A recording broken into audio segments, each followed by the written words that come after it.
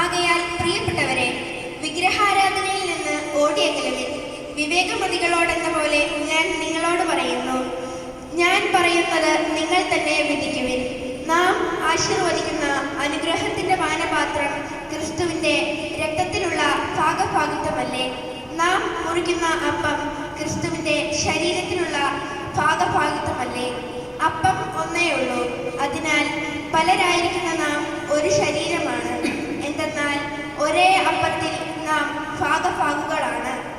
ജനനം കൊണ്ട് മാത്രം ഇസ്രായേൽക്കാരായവരെ നോക്കുവിൻ.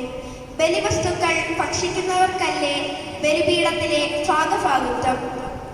വിഗ്രഹത്തിന് സമർപ്പിച്ച ആഹാരപദാർത്ഥമോ വിഗ്രഹം തന്നെയോ എന്തെങ്കിലും ആണെന്ന് ഞാൻ ഉദ്ദേശിക്കുന്നുണ്ടോ? ഇല്ല. വിജാതിയർ ബലിയർപ്പിക്കുന്നത് പിശാചിനാണ്, ദൈവത്തിനല്ല എന്നാണ് ഞാൻ പറയുന്നത്. നിങ്ങൾ പിശാചുക്കളുടെ പങ്കാളികളാകാൻ ഞാൻ ആഗ്രഹിക്കുന്നില്ല.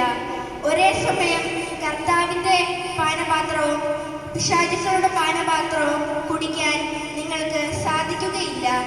കർത്താവിൻ്റെ മേശയിലും പിശാചുക്കളുടെ മേശയിലും ഭാഗഭാഗുകളാകാനും സാധിക്കുകയില്ല.